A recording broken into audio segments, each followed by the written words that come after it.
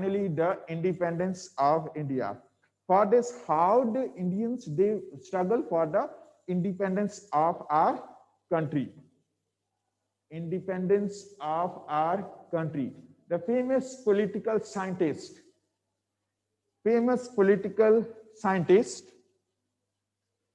Benedict Anderson. Benedict Anderson explained about the nationalism, what it means basically as a nationalism. Rashtravad in Hindi, it's known as a Rashtravad, the feeling of a belongingness. So Benedict Anderson, it explained the nationalism as a community social, a community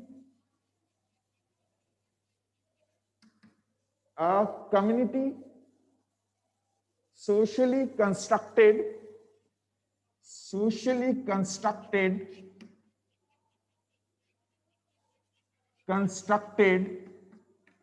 imagined,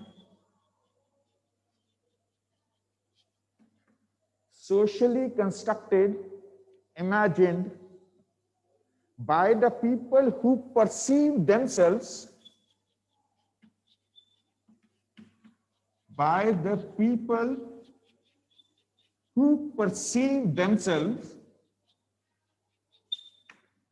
perceive themselves,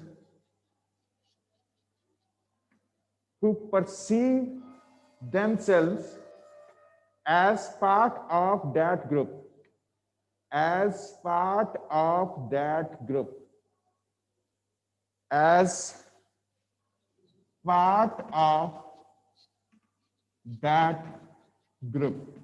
So that's why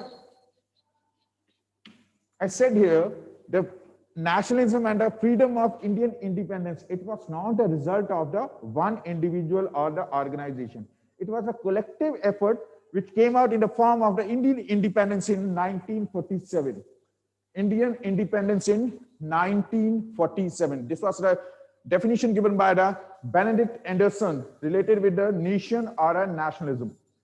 Nation or nationalism. Lavlina, is it clear? It's often referred to as nationalism. In 19th century, India,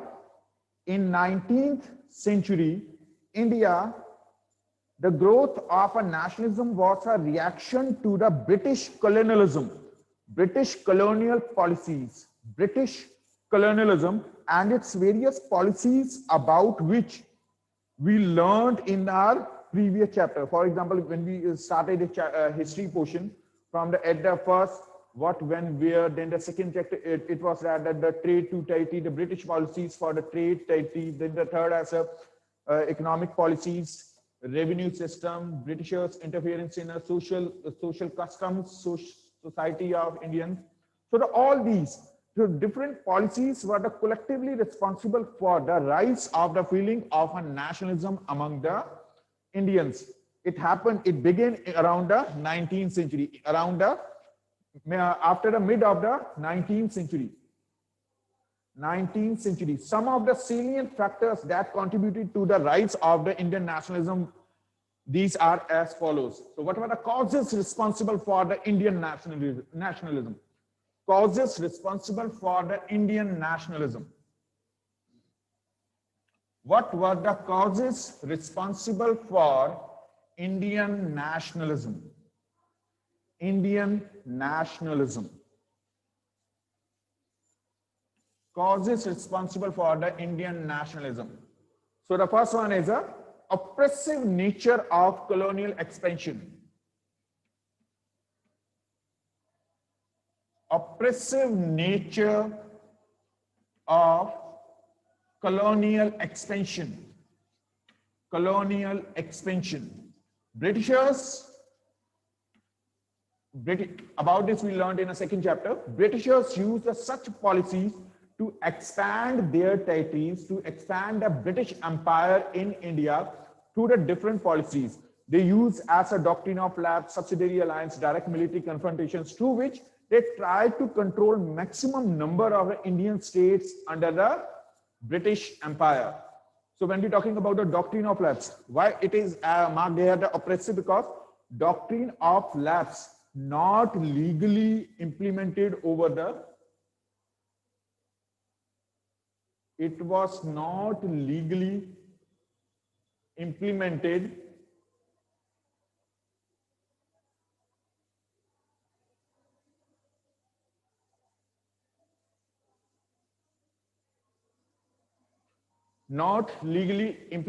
So those states, Satara, Nagpur, Jhansi, which were the occupied, Nagpur, Jhansi, which were occupied by the Britishers on the behalf of doctrine of lapse. Doctrine of lapse. It was the illegal act. So that's why the oppressive nature of colonial expansion policies. Second one, as a methods adopted to suppress, methods adopted to suppress, methods adopted to suppress popular uprisings, popular revolts. So as we learned in a fifth chapter, the revolt of 1857, revolt of 1857. Before of this, the revolt of 1857, Britishers, they suppressed a large number of the revolts which occurred in other parts of our country. For example, the tribal revolts. Birsa Munda struggled against of a enactment of a forest law through which the tribals were not allowed to enter in a forest lands. They were not allowed to enter in a forest land. So the methods, Britishers used the different methods to suppress the various number of revolts. Even the revolt of 1857, at the end, it was also suppressed by the Britishers. And their aftermath results, their results came out in the form of an end of English East India Company and a direct rule of British Parliament implemented over Indian subcontinent. So this was the result of this. This was the second reason responsible for the Indian nationalism. So those Indians which were not satisfied with such policies, they showed their aggression in the form of a nationalism. They tried to struggle for the independence of our country. So the third is a commercialization of agriculture. Commercialization of agriculture. Commercialization of agriculture. Commercialization of agriculture. So the Britishers, they introduced the commercialization of agriculture to commercialize, to make the agriculture as a beneficial for the Indians. But the basic purpose of the Britishers to commercialize the agriculture is that to earn maximum profits, to sold the Indian crops in European markets and earn the maximum profits. That's why the Britishers, they introduced opium, indigo, such tea, coffee in Indian subcontinent. But such production of such crops, it decreased the quality of soils, because the types of the fertilizers used for the production of such crops, it makes the soils to sustain on such fertilizers. Without the use of fertilizers, production, it can't be possible. When we're talking about the poor conditions of farmers, small farmers, how can they obtain the, how can they produce a crop? To the modern inputs, to the investing the money, where they are facing as an economic crisis. So the next one, fourth reason,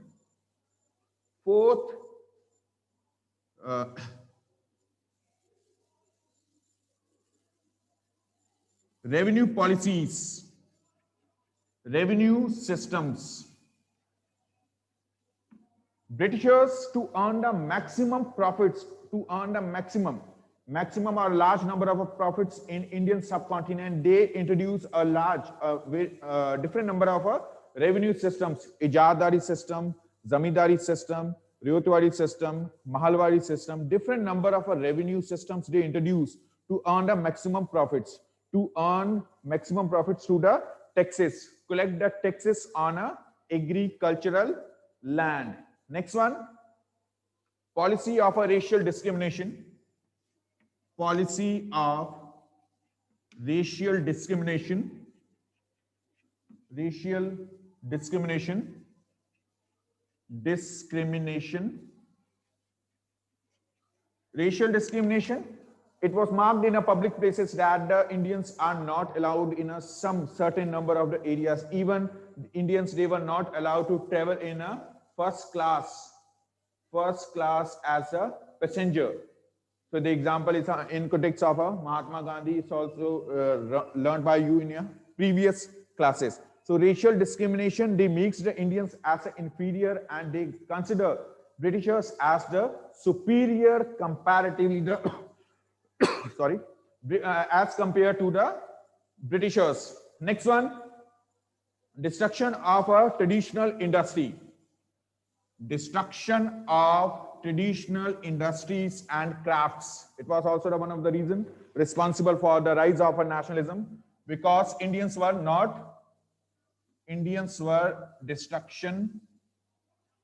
Indians, these were not satisfied with the such kind of a ruined the Indian industries, deindustrialization, destruction of traditional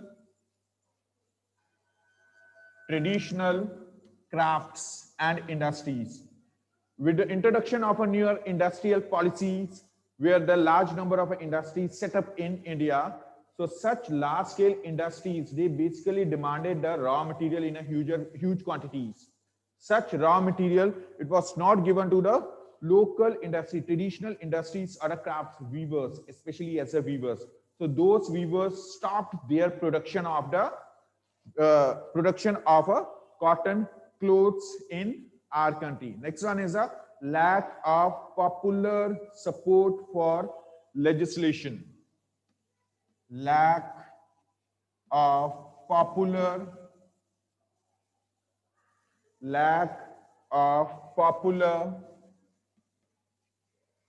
support for legislations. Britishers, they basically enacted such a number of a law which were beneficial for themselves, not in perspective of the Indians. They basically introduced such kind of a law in India which basically supportive to the British Empire, not to the Indians. So because of this, it makes as the social distress among the Indians. Legislations in social reforms. Social reforms.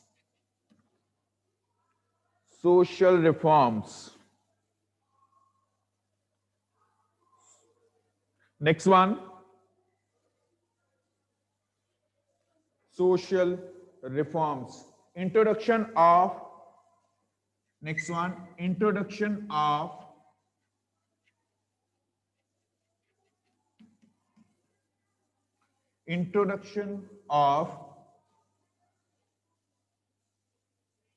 uniform legal system.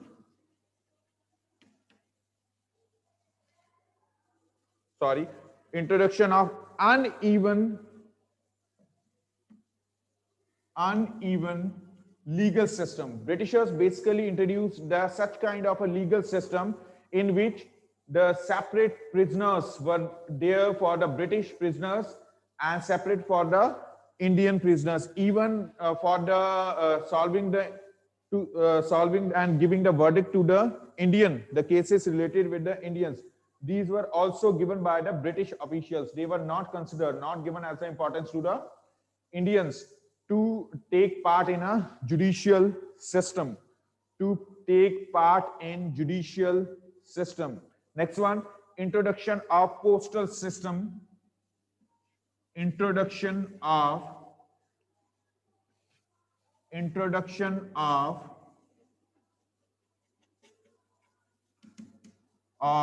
railways, postal system,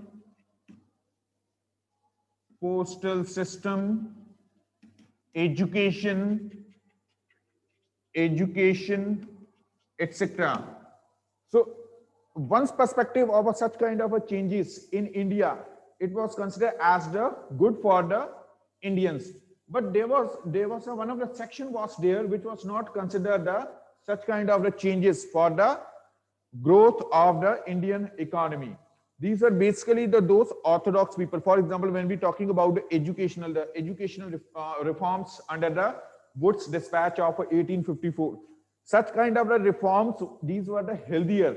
But those which emphasize over, those people who emphasized over the traditional educational systems, pathshalas, gurukuls, or the maktabs and madrasas, they thought that the introduction of English, it makes as the gap between the Indians from their rich heritage and culture. So these changes as considered as the wrong. These were not accepted as in widely. Next one as a introduction of introduction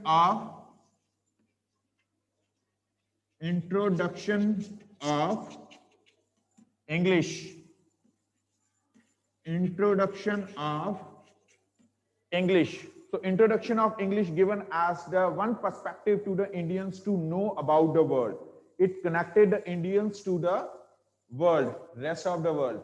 Through the literature available in a Western literature available in India, its possibilities to increase the feeling of the nationalism to the such Indians which obtain information from the those two glorious revolutions of the world, French Revolution of 1789 and the Russian Revolution of 1917.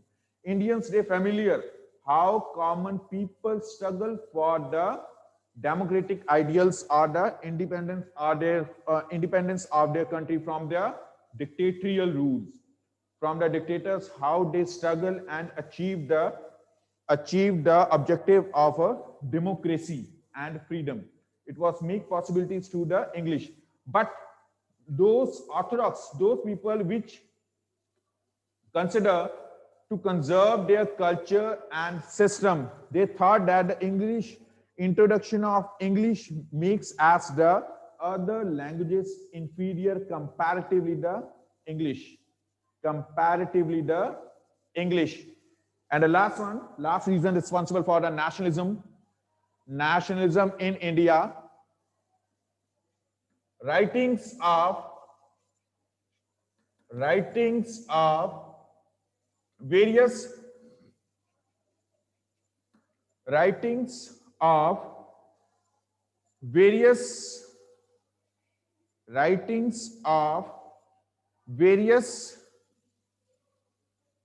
poets encourage Indians to struggle for the nationalism, like Rabindranath Tagore. Example, Rabindranath Tagore, Bankim Chandra Chatterjee, Bankim Chandra Chatterjee,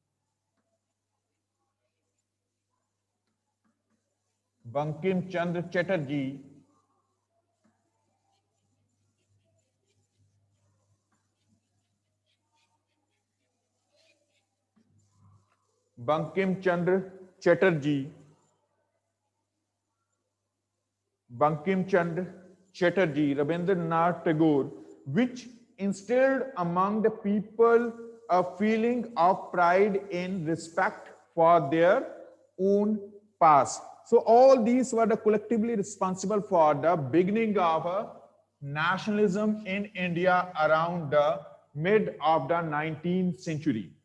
Mid of 19th century means as 1870, around 1870. So our next topic is the rise of Indian nationalism. Emergence of nationalism. Emergence of nationalism. Emergence of nationalism.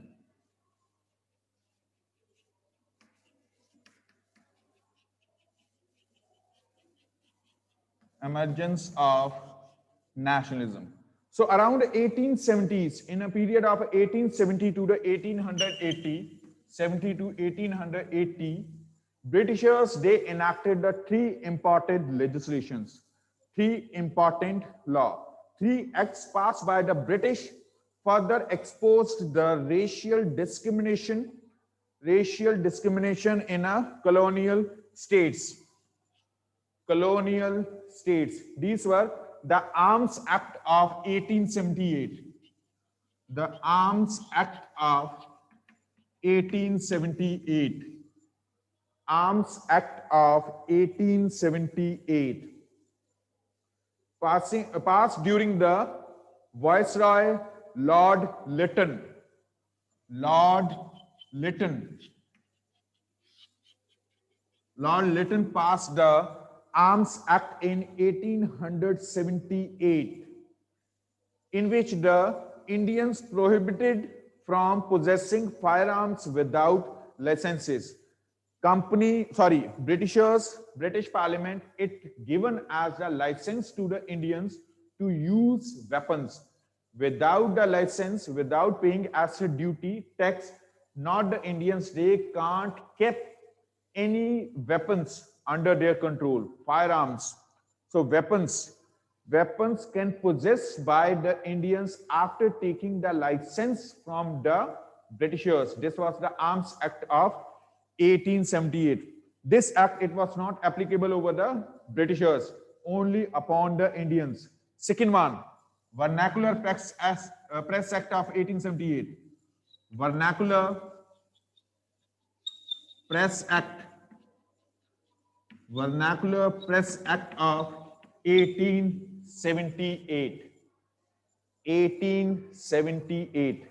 Vernacular Press Act of 1878. Yes.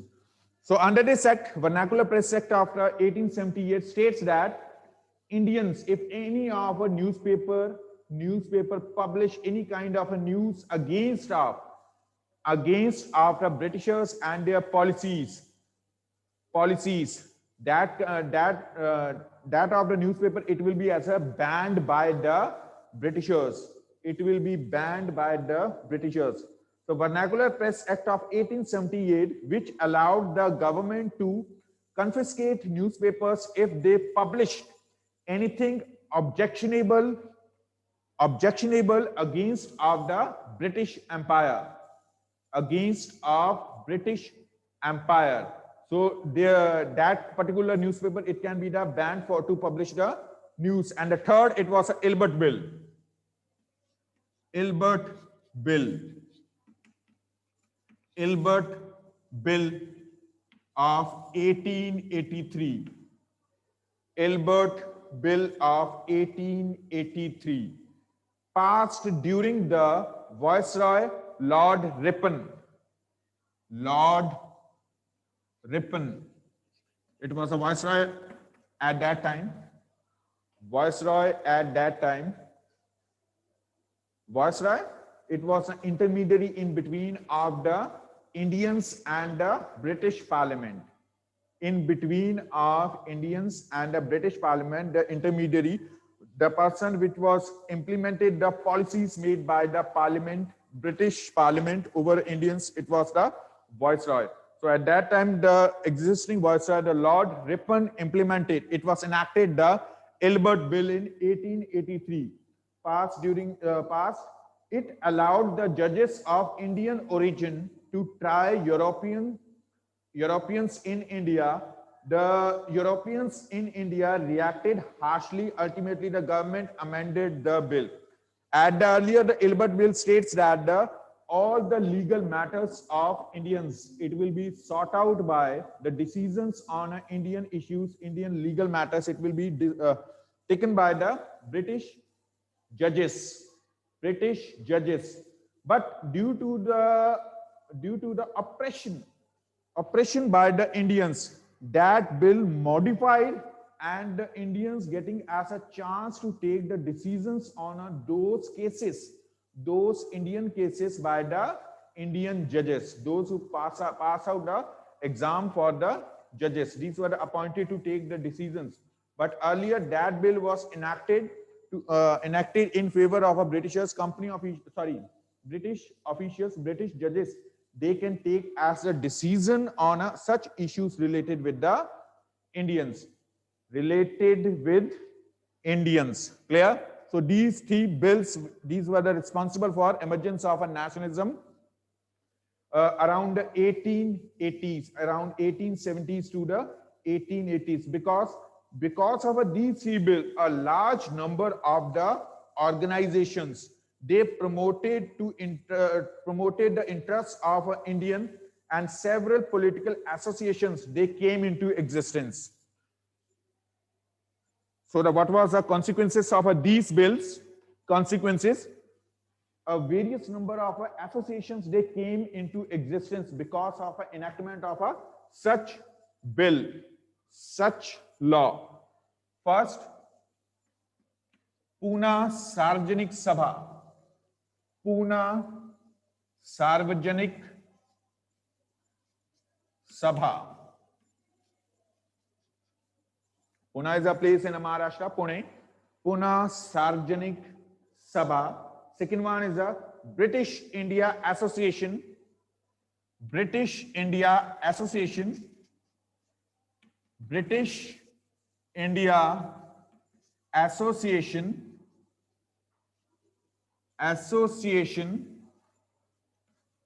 British India Association.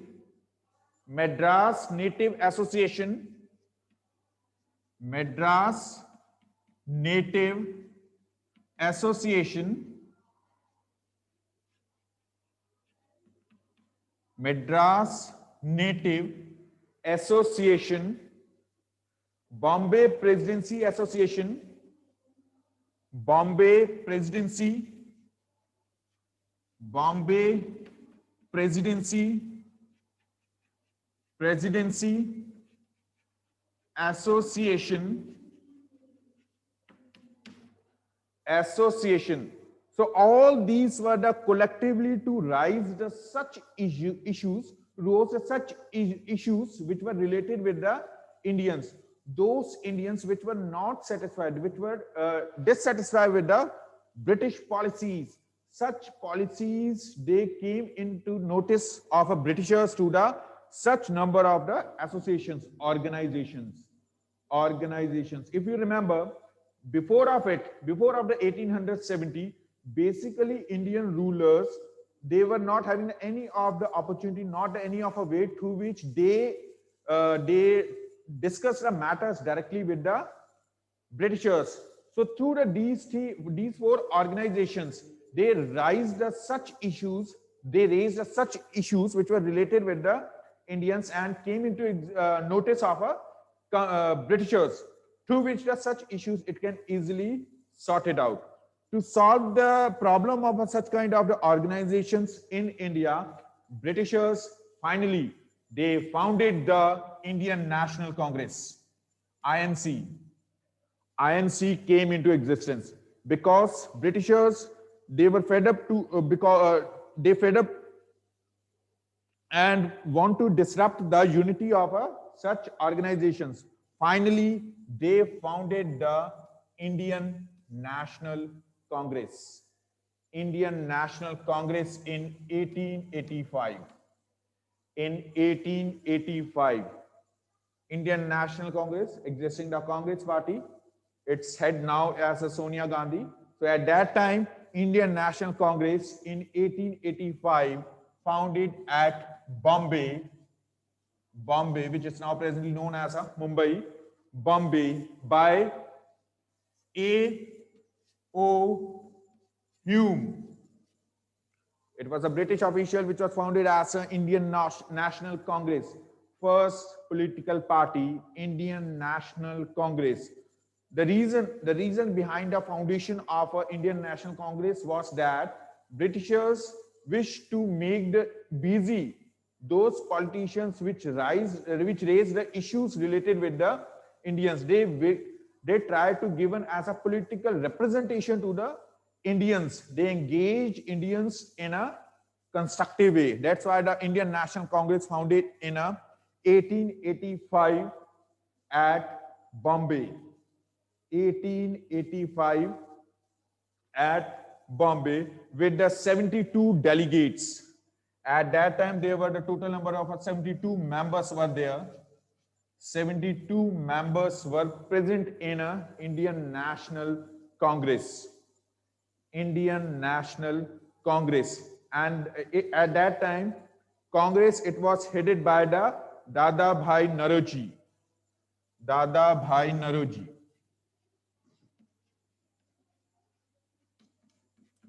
It was headed by Dada Bhai Naroji and other dignitaries, other members which took part in a Indian National Congress, like as Motilal Nehru, Motilal Nehru, Motilal Nehru, Motilal Nehru,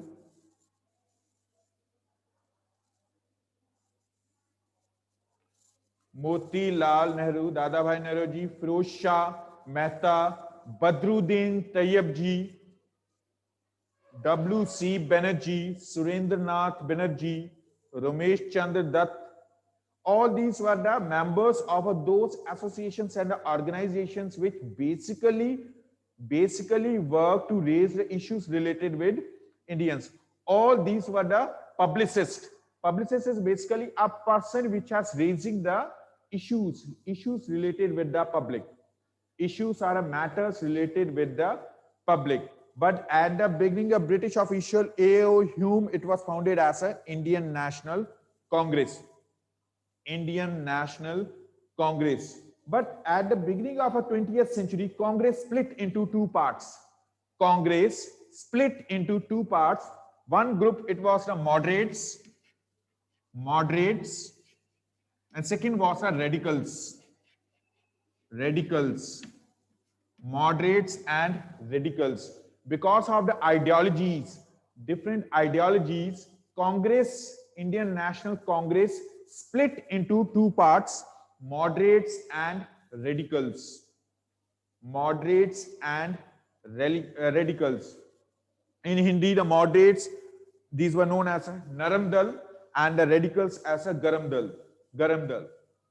Both were the part of the Congress, but because of their ideologies, different ideologies, they were split into two parts. Moderates were basically those members of a Congress which satisfy with the British policies. They wish to rule over a country with support of the Britishers. But the radicals tried to free India from the British control. Radicals tried to free India from British control. They try to free India from British control. These were the radicals. So we will discuss about these two in a detail on tomorrow. If you are having any other questions,